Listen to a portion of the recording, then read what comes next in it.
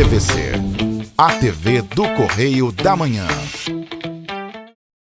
Olá, boa tarde, direto dos estúdios da TV Correio da Manhã em Petrópolis. Começa agora o Correio Petropolitano Debate deste sábado. Eu sou o Hugo Peterson e começamos agora a edição deste dia 22 de novembro. E como de costume, o programa de sábado vai ser focado apenas nas entrevistas que aconteceram nas últimas semanas aqui no debate. Na edição de hoje, o diálogo vai ter o objetivo de destacar o TEDx em Petrópolis, de reforçar a participação da Defensoria na COP30 e também de valorizar o desenvolvimento do jogo Combates de Rua.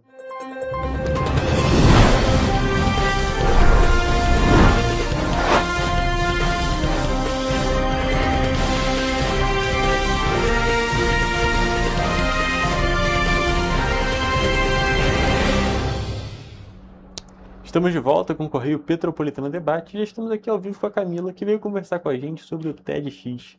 Boa tarde, Camila, tudo bem? Boa tarde, Hugo. Obrigada pelo teu espaço. Um prazer te receber aqui no programa. E antes da gente começar a falar sobre o evento em si, vou pedir para você se apresentar para o nosso público. Obrigada.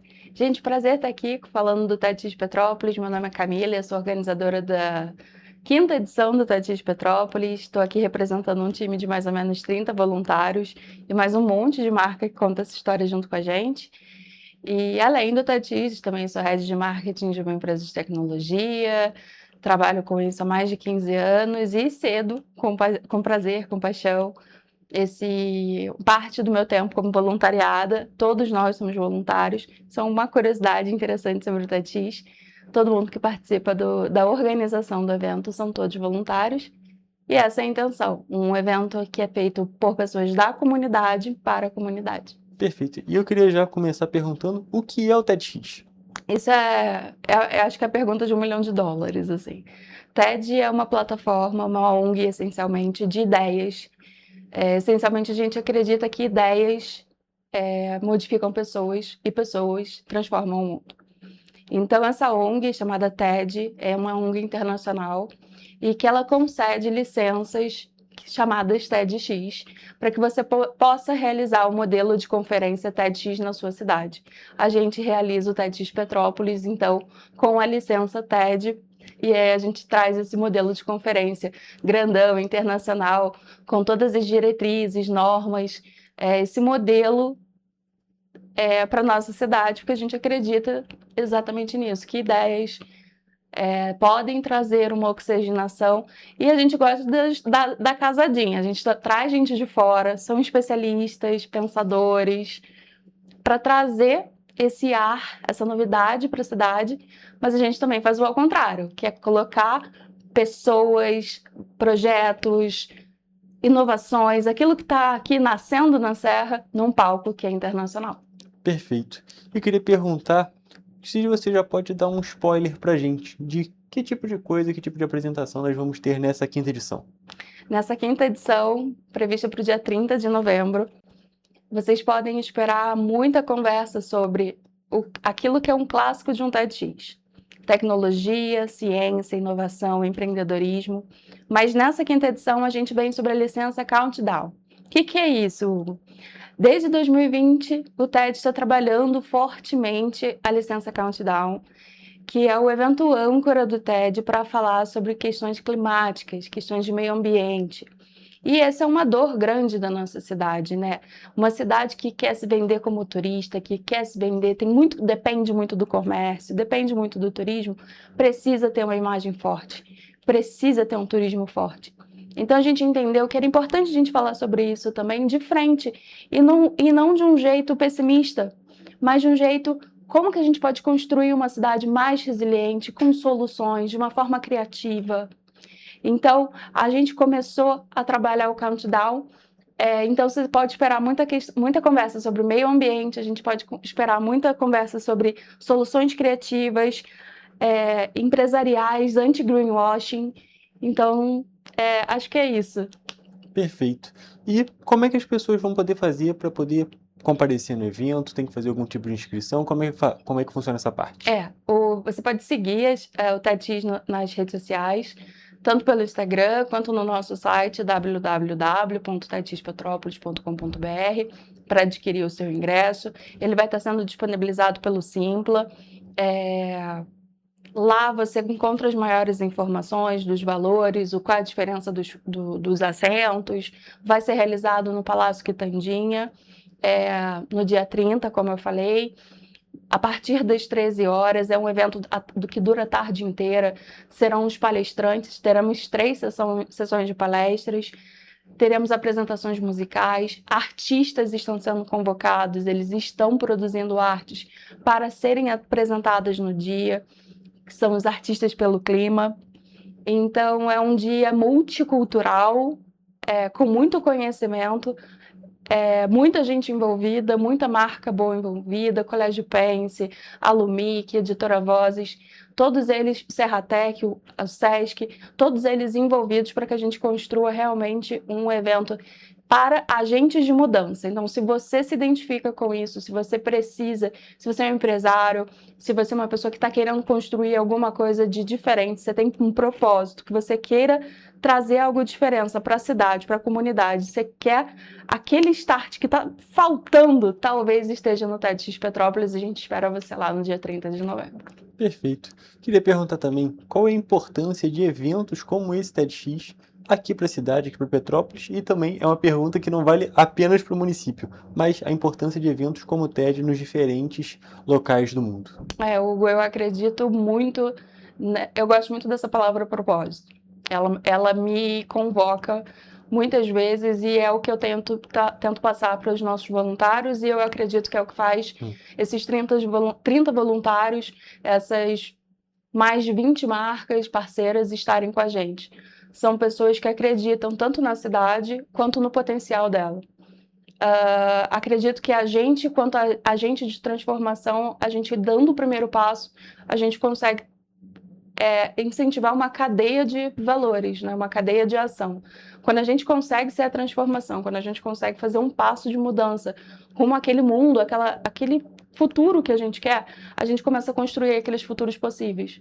É claro que é muito relevante que nós tenhamos governantes que façam. Eu sei que é muito frustrante às vezes a gente ter o desejo de ver as coisas acontecerem e a gente vê que não acontece, mas também é muito importante que a gente assuma a nossa posição nesses lugares.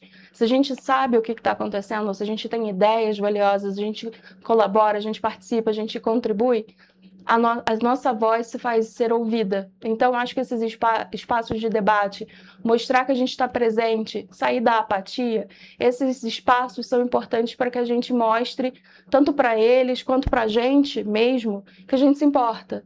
E eu sinto, quando eu converso com as pessoas em Petrópolis, quando eu converso com os empresários, que a gente precisa cada vez mais desses espaços, porque a gente precisa reavivar a nossa esperança.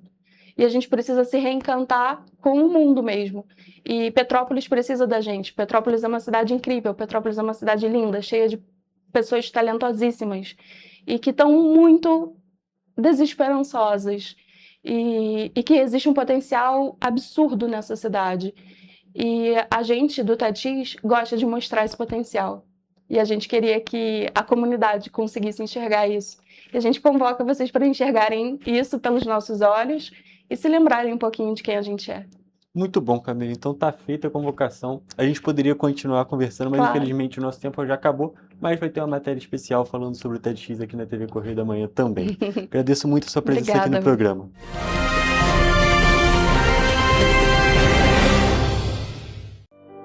Já aconteceu de uma ideia te tocar tão fundo que muda o jeito que você vê o mundo?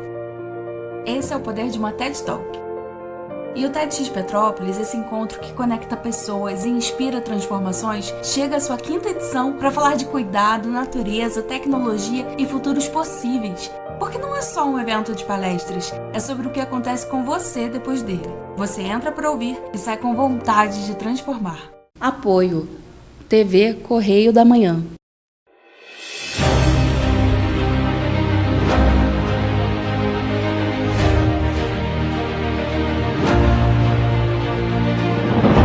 Não é jornalismo de direita, é jornalismo direito.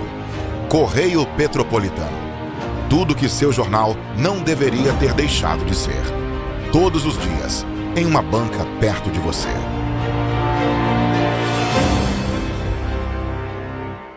Esse aí sou eu, há 18 meses estudando inglês. Cada passo no aprendizado foi uma porta que se abriu para o meu futuro. Sabe o conhecimento que você desenvolve hoje? Ele é a chave para novas oportunidades incríveis do amanhã. É o equilíbrio perfeito entre aprender e aproveitar cada momento dessa jornada empolgante. E agora, aqui estou eu, na minha tão sonhada vaga em uma multinacional.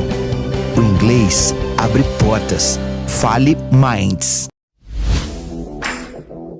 Para ter mais qualidade de vida, conte com a maior rede de academias de Petrópolis. Aqui na Copper, com uma mensalidade, você utiliza todas as unidades: Centro, Bingen, Itamaraty e Itaipava.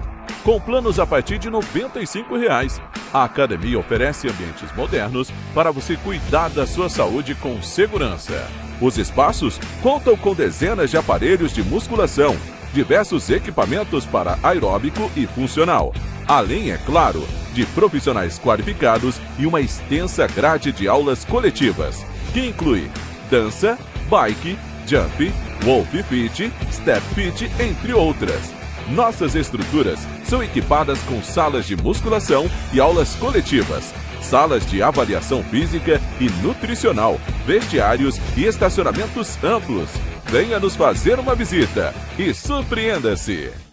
Petrópolis, uma cidade histórica, que agora tem um novo ponto de conexão. O Correio Petropolitano se renovou e leva o que de mais importante acontece na cidade, de maneira mais ágil e acessível. Acesse as notícias de Petrópolis de maneira rápida e prática, onde quer que você esteja. Fique por dentro dos acontecimentos da cidade, da política, da cultura e muito mais. Correio Petropolitano. A informação de qualidade a um clique de distância. Acesse www.correiopetropolitano.com.br.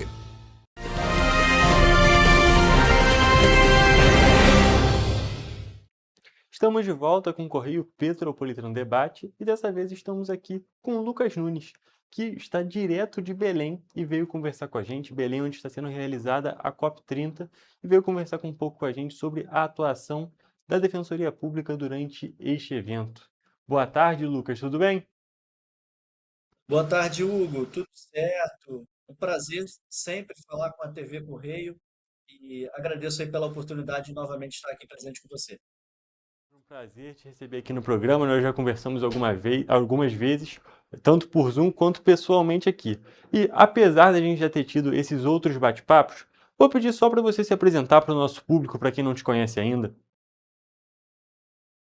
Olá a todos os telespectadores, meu nome é Lucas Nunes, sou o defensor público da tutela coletiva da cidade de Petrópolis, representante da Defensoria Pública que atua nos direitos coletivos e difusos na cidade de Petrópolis. Perfeito, Lucas.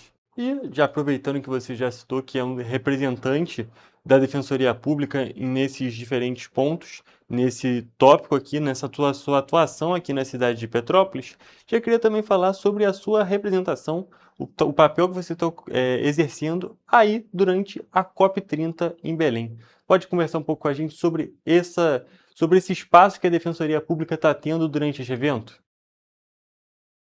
Claro, Hugo, a Defensoria Pública do Brasil como um todo está presente na COP30. Nós temos um espaço exclusivo destinado às defensorias, com stand, com salas de reuniões, com palcos para que a gente possa fazer apresentações, rodas de conversa. Então, é um espaço de acolhimento, de escuta de toda a população e também um espaço de conversa com agentes políticos, com o poder público e também com o poder público não somente nacional, mas também internacional. É um evento que está mobilizando o mundo inteiro, então temos representantes de todos os países aqui.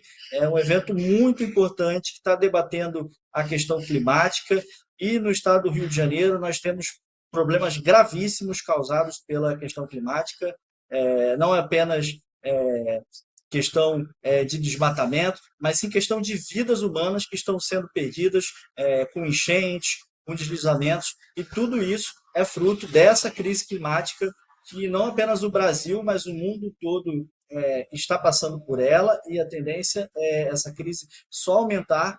E no estado do Rio de Janeiro, nós sentimos na pele os efeitos, notadamente pela grande perda de vidas humanas. O Rio de Janeiro é o estado da federação que mais mortes tem decorrência de eventos climáticos. Então, é uma pauta que a gente não pode jamais deixar de estar presente, notadamente porque as pessoas vulneráveis, os assistidos da defensoria, eles sofrem um impacto desproporcional por conta das mudanças climáticas. São as pessoas mais vulneráveis, aquelas que não têm condições de habitação e são obrigadas a ter sua residência em locais de risco, em morros ou em locais que são perto de rios, que são locais alagáveis. Essas pessoas sofrem na pele os efeitos climáticos e são as mais afetadas, notadamente com mortes. Só no Morro da Oficina nós tivemos quase 300 pessoas mortas em um único evento. Na região serrana como um todo, em 2011, foram cerca de 1.000 pessoas que vieram a óbito. Muito crítico e a gente não pode deixar de ter esse olhar para a questão climática, notadamente um olhar de cuidado, um olhar de escuta e um olhar de defesa da população mais vulnerável. Sem dúvida nenhuma, é uma conversa, são as trocas que são extremamente necessárias para tratar desse tema que é tão importante, que gerou tantas questões nos últimos anos, como você mesmo citou. E eu queria perguntar, Lucas, qual é a importância da participação dos outros meios, no sentido das pessoas de fora do país, nessa conversa com a Defensoria Pública, para essa troca de conhecimento com pessoas que são de fora do nosso contexto? Sim, Hugo, nessa perspectiva, é preciso, quando a gente está falando de defensoria pública, é preciso sempre mencionar que a Defensoria Pública do Estado do Rio de Janeiro é a primeira defensoria do Brasil. Ela foi criada há mais de 70 anos e esse modelo de sucesso do Estado do Rio de Janeiro foi copiado por outros estados da federação e na Constituição de 1988 ela passou a ser uma cláusula pétrea e foi expandida para todos os estados. Então, hoje em dia, no Brasil, todos os estados contam com uma defensoria pública, que é a instituição que é vocacionada para a defesa dos direitos humanos, para a defesa das populações vulneráveis, a instituição que está do lado da população nos momentos mais críticos e que não abandona a população em momento nenhum.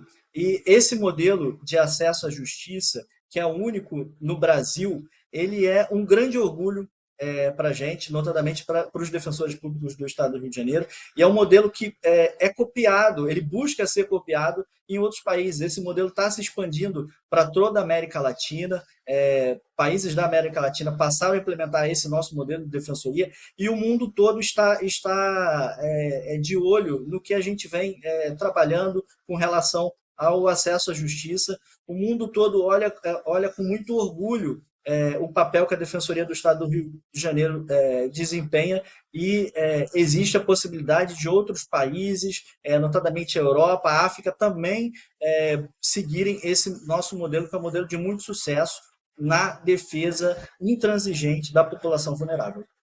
Nós podemos considerar, inclusive, que essa situação de outros países irem copiando o modelo, conversando com vocês para saberem mais informações, vai levando, a claro, uma sensação de reconhecimento, não é mesmo? Mostrando que o trabalho, a estrutura da Defensoria Pública é muito bem fomentada, é muito bem realizada e também que o trabalho vem sendo muito bem feito, não é mesmo? Sim, um motivo de muito orgulho.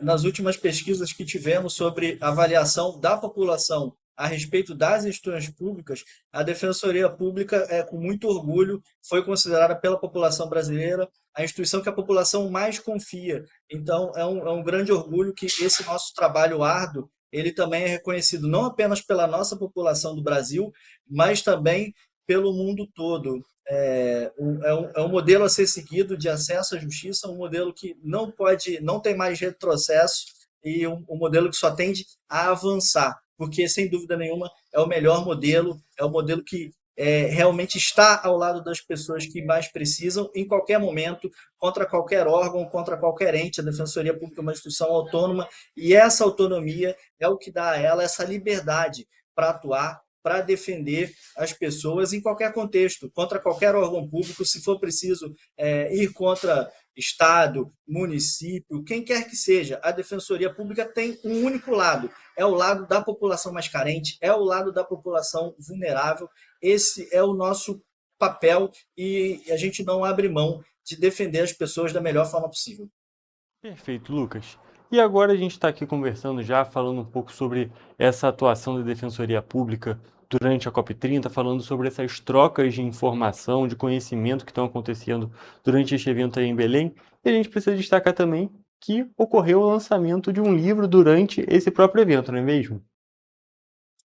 Sim, é importante destacar que a nossa participação na Defensoria aqui na COP é uma participação durante todo o evento. Como eu ressaltei, nós temos um espaço exclusivo e estamos lá fazendo apresentações, principalmente trazendo esse olhar da justiça climática para os fatos que acontecem no nosso estado do Rio de Janeiro.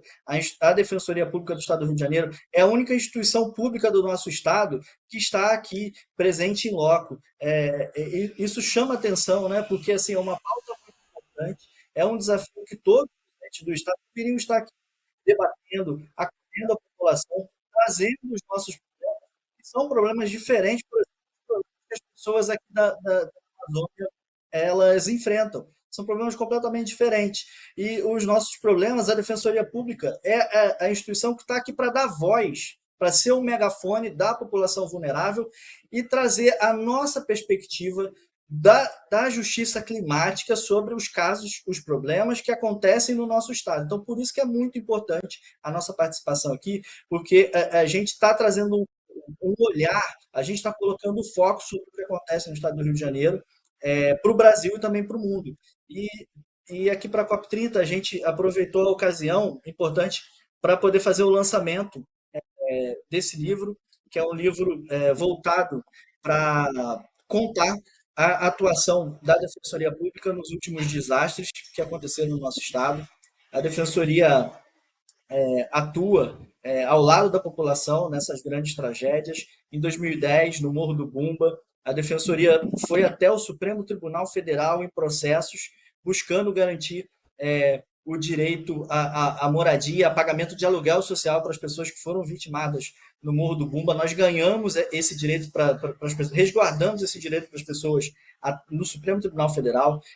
Depois, em 2011, na tragédia que afetou toda a região serrana, a Defensoria novamente esteve ao lado da população, ajuizou ações civis públicas, garantiu novamente aluguel social para as pessoas, para as vítimas, moradia dignas. E em Petrópolis, 2022, novamente a Defensoria Pública foi a primeira instituição do sistema de justiça a estar ao lado da população, promovemos audiências públicas, ouvimos as demandas da população, novamente atuamos para garantir um aluguel social condizente e que pudesse resguardar uma moradia digna para essas pessoas que já estão numa condição de completa vulnerabilidade, elas perderam tudo que elas tinham e elas precisavam de alguém ao lado delas, e a Defensoria exerceu esse papel de estar ao lado da população, garantir esses aluguéis sociais, e notadamente no Morro da Oficina realizamos um termo de ajustamento de conduta, que é conhecido como TAC, juntamente com a gestão à época do município de Petrópolis,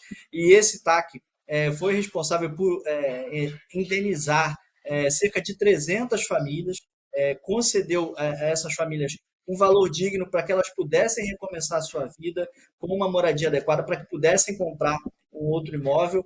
E a gente continua até hoje, não apenas em Petrópolis, mas em todo o estado, buscando essas soluções que não podem jamais esquecer as pessoas mais vulneráveis. A gente, quando olha para a questão climática, a gente sempre tem que ter o foco que as pessoas mais vulneráveis são as pessoas mais afetadas e são essas pessoas que a gente tem que ter um olhar. A gente tem que ter política pública que não deixe as pessoas vulneráveis para trás. Então, esse livro, ele reproduz um pouquinho dessa atuação da Defensoria Pública nesses eventos e também traz uma nova perspectiva de atuação. Hoje em dia, a Defensoria também não está atuando apenas na reação aos desastres, mas atuamos de forma preventiva, cobrando dos municípios, cobrando dos estados que tenham a elaboração de planos de contingência anualmente e que esses planos eles sejam contemplados com a oitiva das pessoas. A população precisa participar da elaboração dos planos, porque são as pessoas que vivem nas comunidades, que elas sabem que elas podem ajudar com estratégias, com criação de rotas de fuga, com os locais que podem ser melhor designados para pontos de apoio, que é um local estratégico nesses momentos que as pessoas precisam ter um local seguro para poder sair de suas casas. Muitas vezes à noite, num cenário de crise, essas pessoas precisam ter um local reconhecido, rotas de fugas fáceis para chegar até esses locais. E a Defensoria Pública tem cobrado os municípios, tem cobrado o Estado, para que esses planos possam ter consultas públicas, como está acontecendo agora em Petrópolis, aberta a consulta pública. Esse é um dos pedidos da Defensoria Pública que está sendo acolhido, para que a população possa, de fato, participar nas políticas públicas. Afinal de contas, quem é afetado pelos eventos climáticos é a população tem que participar, tem que estar tendo essa voz, e a Defensoria é um megafone que amplia a voz da população e que está sempre ao lado do povo para buscar soluções que contemplem essas comunidades mais carentes. Perfeito, Lucas. Inclusive, falando sobre essa situação da participação da população na criação desses planos de contingência, nós entrevistamos aqui recentemente no programa, no Correio Petropolitano Debate, uma geóloga que trabalha aqui na Defesa Civil de Petrópolis, que ela falou justamente sobre esse tópico, não citando a Defensoria Pública exatamente, mas ela citou a importância dessa participação da população e a diferença que esses conhecimentos trazidos pela população, pelas pessoas que realmente vivem naquele contexto, a diferença que esses conhecimentos podem trazer no momento de crise, e mostram que tanto que o trabalho da Defensoria Pública tem sido positivo para a população, é claro, para as pessoas que são realmente afetadas, mas também é muito positivo para o trabalho dos órgãos que vão trabalhar com essas pessoas em possíveis situações de crise, porque são as pessoas que vão ter que lidar e vão estar mais preparadas no momento de um possível atendimento, no momento de uma crise. Então a gente pode perceber que essa é uma cobrança que ela é benéfica para a população, é claro, e também muito benéfica para os órgãos que vão lidar com essas situações de crise que são uma realidade no nosso país, são uma realidade em Petrópolis. Como você mesmo falou, tivemos a tragédia de 2011 que afetou toda a região serrana, de 2022 especificamente aqui em Petrópolis. Então é uma cidade muito suscetível para episódios como esses citados e que precisa realmente dessa atenção especial.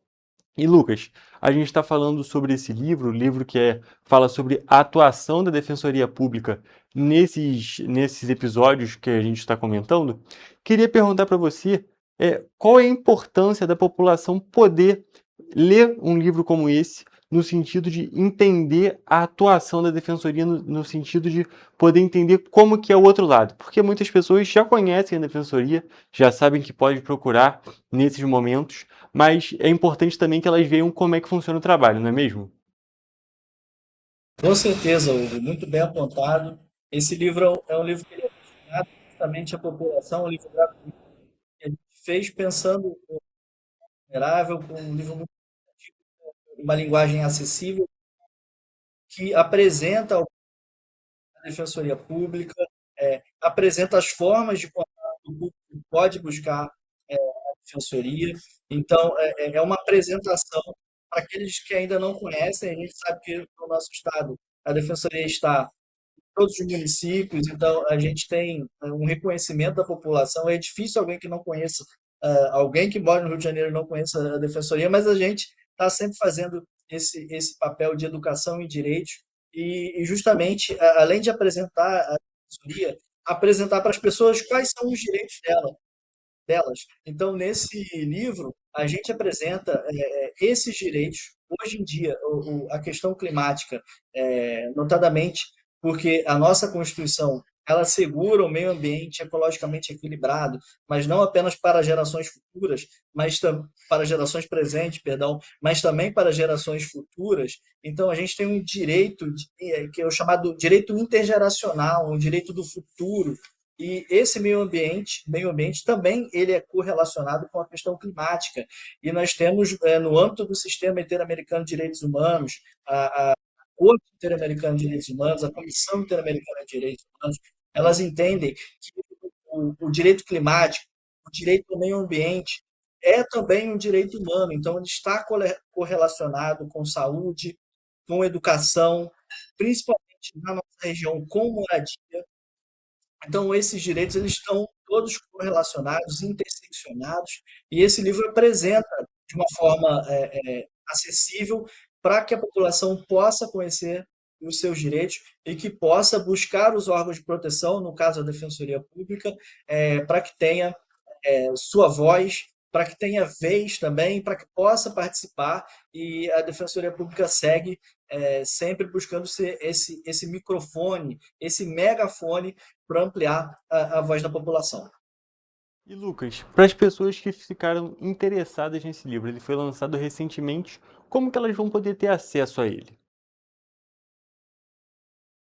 Sim, Hugo, esse livro, além da versão física, a versão impressa, né, em material físico, que a gente editou, que a gente imprimiu para poder entregar aqui na COP30, ele também tem a sua versão em PDF, a sua versão digital. Então, essa versão digital é uma versão pública e acessível no site da Defensoria.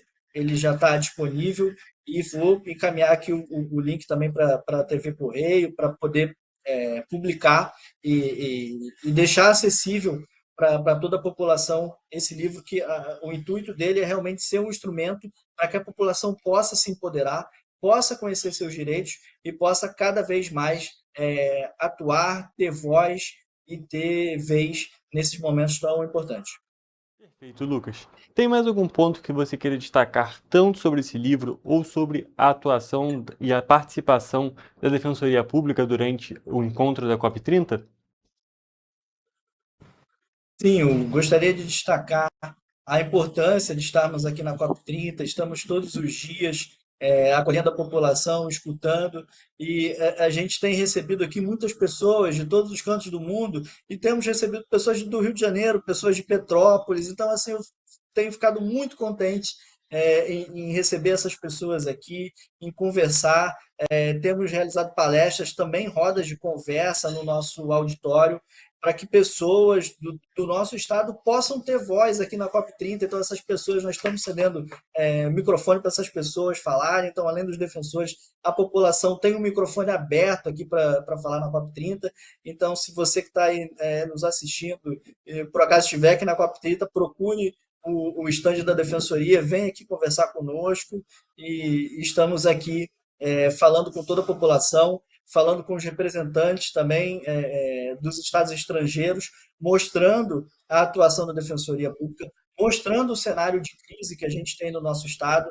É um local importante, inclusive, para a captação de recursos externos, e é um evento que deveríamos ter aqui mais firme, a participação do Estado, a participação dos municípios. A gente tem muitos municípios no nosso estado que sofrem com essa crise climática, eles poderiam estar aqui buscando esse investimento, mas a Defensoria está aqui. A Defensoria é a porta-voz do Rio de Janeiro.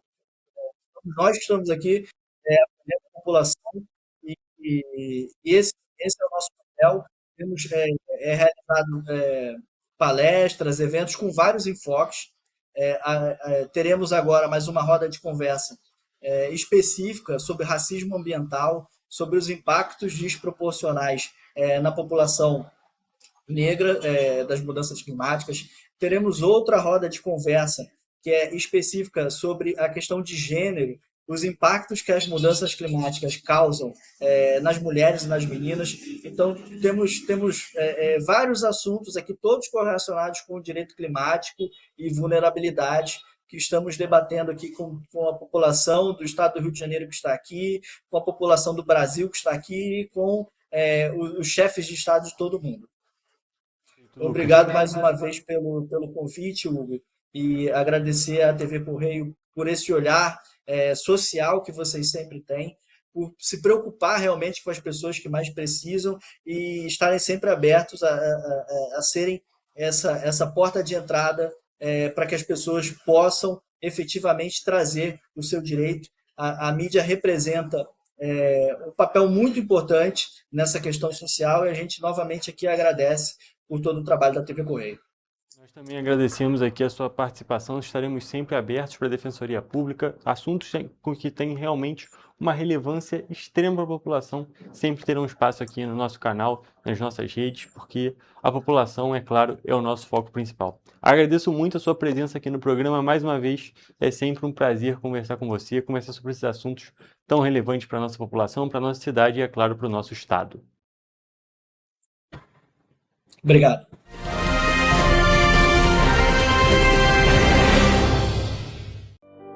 Já aconteceu de uma ideia te tocar tão fundo que muda o jeito que você vê o mundo? Esse é o poder de uma TED Talk. E o TEDx Petrópolis, esse encontro que conecta pessoas e inspira transformações, chega à sua 5ª edição para falar de cuidado, natureza, tecnologia e futuros possíveis. Porque não é só um evento de palestras, é sobre o que acontece com você depois dele. Você entra para ouvir e sai com vontade de transformar. Apoio TV Correio da Manhã.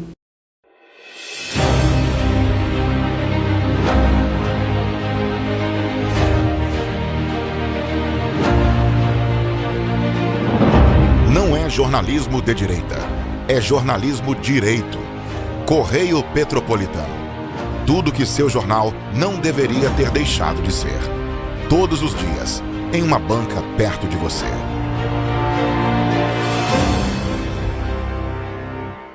Esse aí sou eu, há 18 meses estudando inglês. Cada passo no aprendizado foi uma porta que se abriu para o meu futuro.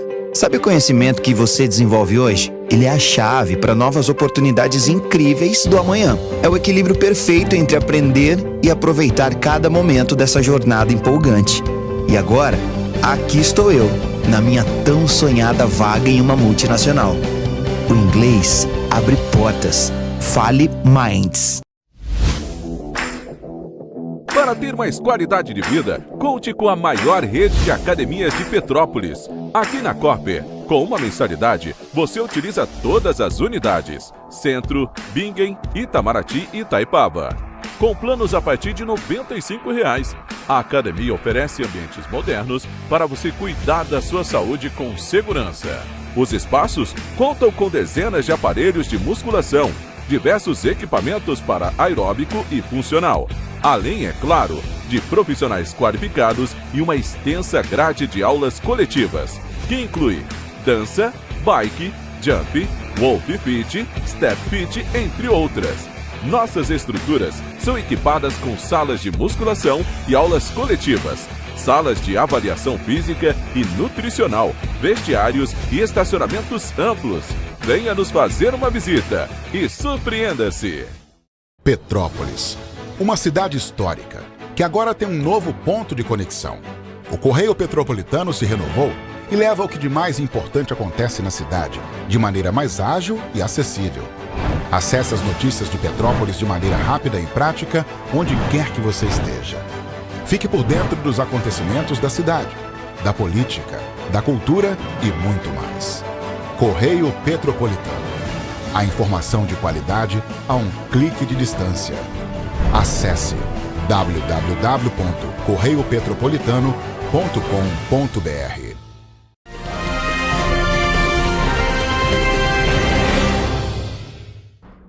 Estamos de volta com o Correio Petropolitano Debate e já estamos aqui ao vivo com o Jadir Vale, que veio conversar com a gente sobre o desenvolvimento do jogo Combates de Rua e também sobre uma premiação que o jogo foi indicado. Boa tarde, Jadir, tudo bem? Boa tarde, Hugo, tudo bem? Muito obrigado pelo convite mais uma vez. É sempre um prazer te receber aqui no programa. E antes da gente começar a falar sobre o jogo, falar sobre a premiação, vou pedir para você se apresentar para o nosso público.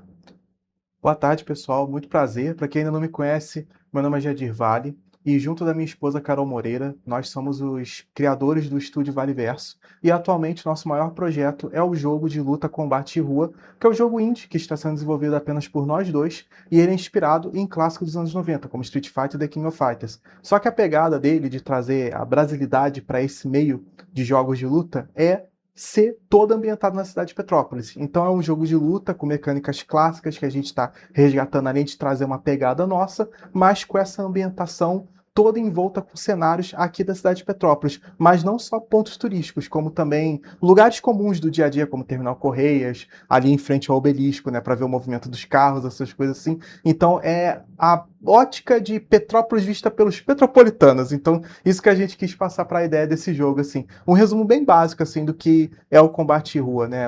Mas ele não deixa de ser um jogo de luta tradicional, onde tem mecânicas diversos, modo história, modo arcade, e também, tudo dando certo, a gente vai implementar um modo online também.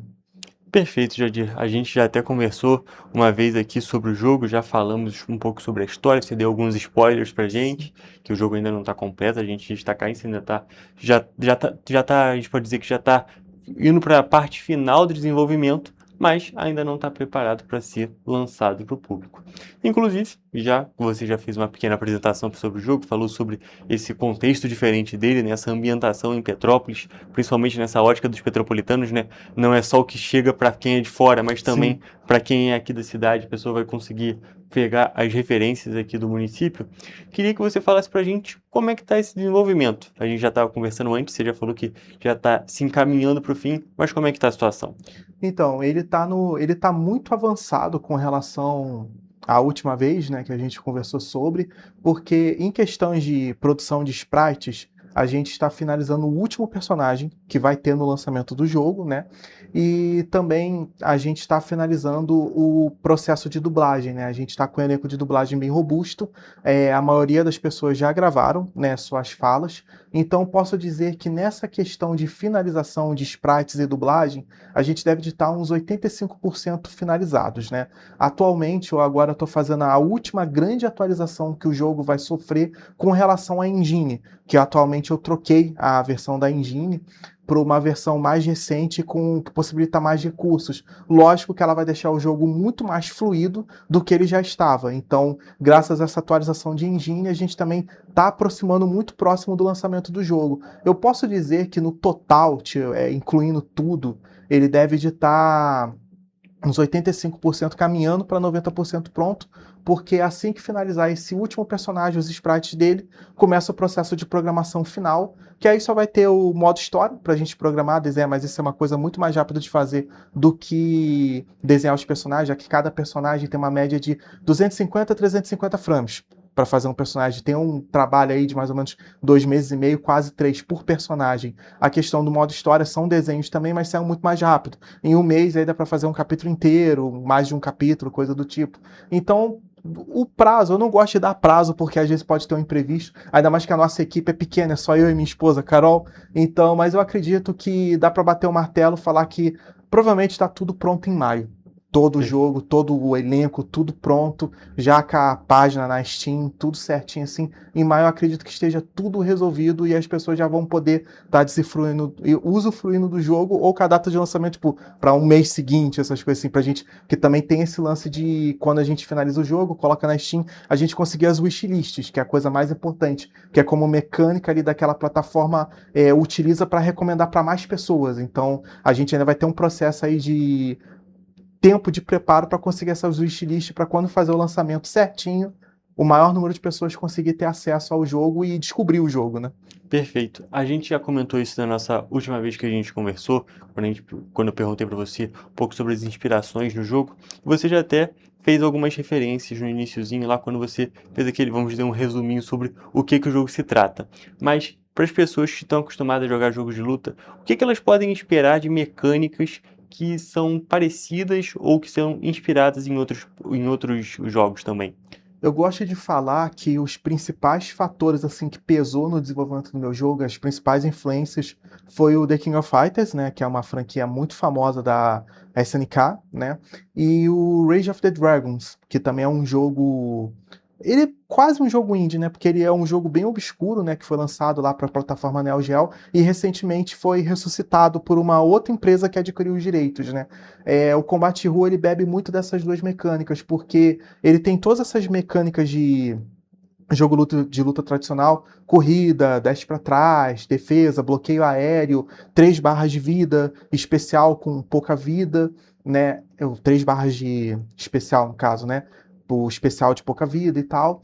E ele também tem essas mecânicas que eu chamo de no caso, as técnicas máximas, né, e a reversão desesperada, né, a reversão máxima. A reversão máxima é o especial de pouca vida, que é bem semelhante ao que acontece com os The King of Fighters, que em algumas edições você tem os especiais de pouca vida, que você lá tá com pouquinho de vida, aí você tá com a barra cheia, você pode fazer um golpe ali que vira luta. No caso da King of Fighters, tira bastante vida, mas no meu caso, no meu jogo, tira quase 70% da vida do oponente. Se você não vencer a luta com esse movimento, aí não tem como tu ganhar mais esse round mesmo, porque é o teu último recurso. As técnicas máximas, né, que são os especiais comuns que você faz gastando uma barra de especial, e ele vai ter outras mecânicas, como o Tag Mode, que você pode fazer lutas de 2 contra 2, trocando os personagens que você quer. A gente está até para implementar de 3 contra 3 ou 4 contra 4, também é uma mecânica bem interessante que a gente está testando, mas ela vai ter no modo história, mas a gente está vendo como que vai ser a disponibilização no modo versus, né? As outras mecânicas que a gente está querendo colocar são aquelas coisas básicas de contra-agarrão, usar agarrão, um agarrão que joga para o outro lado e o agarrão que joga para frente. É uma mecânica de contra-agarrão, como eu falei, e também as mecânicas que tem no próprio modo história, né, que a gente está querendo implementar de desbloqueio de personagem, modo arcade com personagens secretos para você fazer certas condições para poder enfrentar eles antes de finalizar o jogo. Então, tipo assim, tem bastante mecânica, muita coisa que tem próximo a quem está acostumado a jogar The King of Fighters, principalmente 2002, 98, assim, vai ver muitas coisas inspiradas, como esquiva, rolamento, recuperação. Então, tipo assim, é bem arroz com feijão, que eu sempre falo. Antes de tentar fazer uma coisa muito rebuscada, primeiro faz o arroz com feijão, se garante no arroz com feijão, e aí começa a fazer uma coisa muito maior do que isso, né? Esse arroz com feijão, a gente está caprichando bastante para sair o melhor possível para o pessoal se divertir. E está tendo uma repercussão positiva. Em todos os testes que a gente fez com o público, nos eventos que a gente participou, a reação foi muito positiva. Lógico que tem coisas que a gente vai melhorando com a questão de balanceamento, coisas do tipo, mas a gente está conseguindo fazer uma jogabilidade muito fluida, responsiva e que o pessoal está gostando muito de jogar. Inclusive, a gente pode destacar sobre esse reconhecimento, sobre essas avaliações positivas, que o jogo, inclusive, mesmo não lançado, já está concorrendo a um prêmio, não é mesmo? Exatamente, né? Para quem não sabe, né, tem um evento lá no Rio de Janeiro, que é o Central Fighters, que eles estão difundindo a cena de jogos de luta carioca. Então eles estão organizando eventos, campeonatos, tudo para divulgar mais essa cultura dos jogos de luta aqui no estado, né? E recentemente eles estão organizando para fazer uma edição de premiação no começo do ano que vem, né? Premiando os melhores de 2025, né? E aí uma das surpresas foi que eu fui indicado, né, com o desenvolvimento do Combate Rua como um dos melhores game designers, game developer, né, desenvolvedor de jogos indies, né, do ano de 2025, né. Como muitos que foram indicados não têm o jogo ainda finalizado, eles optaram por indicar o desenvolvedor, né, o líder da equipe, né. Mas a ideia era ser o jogo ser indicado, né. Mas, né, como tá todo mundo finalizando os jogos também, e optaram por fazer isso. E foi uma grata surpresa, né? Porque, pô, eu tenho a expectativa de lançar o meu jogo, de estar tudo certinho, mostrar pro público, mas eu não esperava que fosse vir uma indicação assim tão cedo, né? Então foi uma grata surpresa. E qual a importância desse reconhecimento, mesmo antes do jogo ter sido lançado? Cara, a importância é que, tipo assim, ele coloca na nossa cabeça, tira aquelas dúvidas se o que a gente está fazendo vale a pena, porque para quem é desenvolvedor indie, eu costumo falar até aqui nos bastidores, eu estou produzindo esse jogo já há bastante tempo. Essa versão a gente começou em 2021, mas como inicialmente era só eu desenhando, aí depois entrou a minha esposa e tal, é um negócio que demora, né? Ainda mais uma equipe pequena, 2 pessoas demora. Então, tipo assim, são 5 anos já produzindo o jogo e fica aquelas dúvidas na cabeça, pô, será que eu estou fazendo certo? Será que eu estou dedicando tanto tempo? Tá valendo a pena? E ter esse reconhecimento mostra que sim, tá valendo a pena. Porque se o jogo tá chamando tanta atenção estando incompleto, né, estando em produção, ao ponto de ser indicado, significa que a gente está num caminho muito bom. A gente não pode vacilar para entregar o melhor jogo possível, mas se agora ele já está tendo esse reconhecimento, só mostra que fazer as coisas com empenho, dedicação e força de vontade pode mover montanhas para a gente chegar e entregar o melhor jogo possível. Então, é uma surpresa muito grata, eu estou muito satisfeito, tenho que agradecer demais pela indicação e só reforçou mais ainda a minha vontade, né, a nossa força de vontade, minha e da minha esposa, da gente finalizar esse jogo e lançar o melhor jogo que a gente pode fazer. E falando agora também sobre essa questão de toda essa trajetória que foi lá desde 2021, dessa última versão, até o momento, mas agora não falando especificamente sobre essa possível premiação, sobre essa indicação, como é que você enxerga toda essa sua trajetória até agora em 2025 com esse jogo? Cara, eu acho que foi a coisa mais doida que eu fiz, porque eu fazia quadrinhos. Então, tipo assim, estava acostumado a fazer quadrinhos, já tinha uma mecânica ali, já tinha um ecossistema de como funcionava, como vendia, como continuava fazendo. Então foi um salto de 360 para mudar para outro ramo, assim, totalmente diferente. Foi a coisa mais arriscada que eu fiz. Eu até acho que na época foi até um pouco de ingenuidade achar que foi no período da pandemia, então achei que ia finalizar um ano após o final da pandemia, mas não, estamos aí, vamos finalizar em 2026. Mas foi assim, foi uma trajetória muito arriscada, mas valeu a pena, porque o tanto que eu aprendi, né, fazer jogo era uma vontade bem antiga que eu tinha, mas nunca pensei em trabalhar com isso profissionalmente. E aí, quando chegou esse momento de fazer esse jogo e ver o tanto que alcançou, e detalhe que eu não sou formado em programação, eu não fiz faculdade disso. Foi tudo aprendendo autodidata. E conseguir ter esse resultado no meu primeiro projeto é uma coisa que me surpreende. Algumas pessoas não acreditam quando eu falo, pô, é o meu primeiro projeto desenvolvendo um jogo indie. A pessoa fica assim, o quê? É o teu primeiro e tá bom assim, sabe? Tem muita coisa que a gente vai melhorando, porque à medida que a gente vai aprendendo, a gente vai melhorando mais coisas. Mas foi uma coisa assim que foi muito arriscado, mas valeu a pena. Eu não troco isso por nada. Se tivesse como voltar no tempo e falar alguma coisa pra mudar, eu não mudaria nada. Deixaria como tá, porque tá valendo a pena essa jornada. Perfeito, Jadir. Tem mais algum ponto que você queria destacar, tanto sobre o jogo em si, quanto sobre essa premiação, ou quiser fazer já também um convite para o pessoal para acompanhar melhor esse desenvolvimento? Eu vou aproveitar e vou fazer tudo junto. Pessoal, para quem tiver interesse de conhecer o Combate de Rua, vocês primeiro podem acessar nossas redes sociais. Tem um perfil novo no Instagram que a gente criou, é @combates de rua, tudo junto. É uma página exclusiva só para divulgar novidades do Combate de Rua, mas também pode seguir todas as minhas outras redes sociais, que é Jadir Vale. Vai ter o outro Instagram, página do Facebook, canal do YouTube, canal da Twitch, tudo vocês vão me achar Jadir Vale, e em alguns casos vai estar lá o mascotinho, que é o Toff, né, o meu cachorro, que é o mascote, e escrito Vale Verso do lado. Aí vocês vão saber que tá certo, Jadir Vale com 2 L's, tá? Porque às vezes o pessoal confunde, mas só para deixar isso claro. E o convite que eu faço, pessoal, o Combate de Rua, ele tá no processo final de desenvolvimento, mas ainda tem muitas novidades. Esse próximo mês agora de dezembro, a gente vai ter o lançamento do 12º personagem, que só tá faltando o dublador me integrar a dublagem dele, para eu tá lançando um vídeo novo de divulgação desse personagem. A gente também vai ter revelação dos dubladores dos personagens que estão faltando, porque a primeira leva de personagens não tinha dublagem, que a gente foi divulgando mesmo assim, só para mostrar o desenvolvimento do jogo, e agora a gente está finalizando esse processo de dublagem dos primeiros personagens que foram divulgados, né? E eu convido o pessoal para acompanhar, entrar no link do Instagram, vai estar o link lá no perfil, né, da bio, né, para se cadastrar, deixar o seu e-mail cadastrado para receber novidades diretamente no seu e-mail, porque quando a gente lançar na Steam, a gente precisa do apoio de vocês para deixar o wishlist, que a wishlist funciona como lista de desejos. Então, quando a gente lança o jogo e tem muitas pessoas com esse jogo na lista de desejo, parece que dá um boom ali no lançamento e tem um resultado financeiro muito melhor. Então fica o convite aí para conhecer o Combate de Rua. Em breve tem novidades. Vira e mexe eu tô fazendo lives mostrando o progresso do desenvolvimento do jogo, como que tá. Já cheguei até a jogar com alguns inscritos do canal para ver como que tava o desempenho online. A gente vai fazer mais testes, porque uma das coisas que a gente quer implementar no jogo é o modo online. Então, tipo assim, siga a gente para mais novidades que vocês não vão se arrepender. E apoie o Vale Verso, apoie o Combate de Rua, que tudo dando certo. Combate de Rua não vai ser o único projeto em jogo que a gente vai fazer. Tem coisas vindo aí, mas primeiro a gente vai concluir o Combate de Rua. Mas já tem coisa aí que a gente está conversando dos projetos subsequentes, né?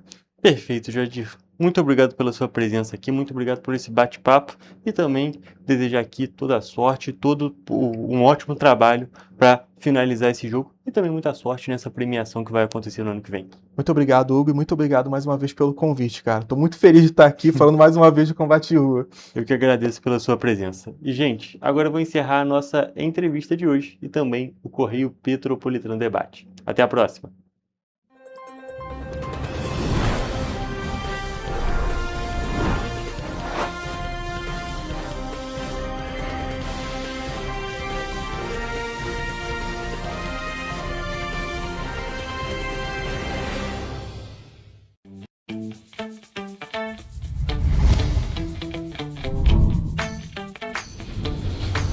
TVC, a TV do Correio da Manhã.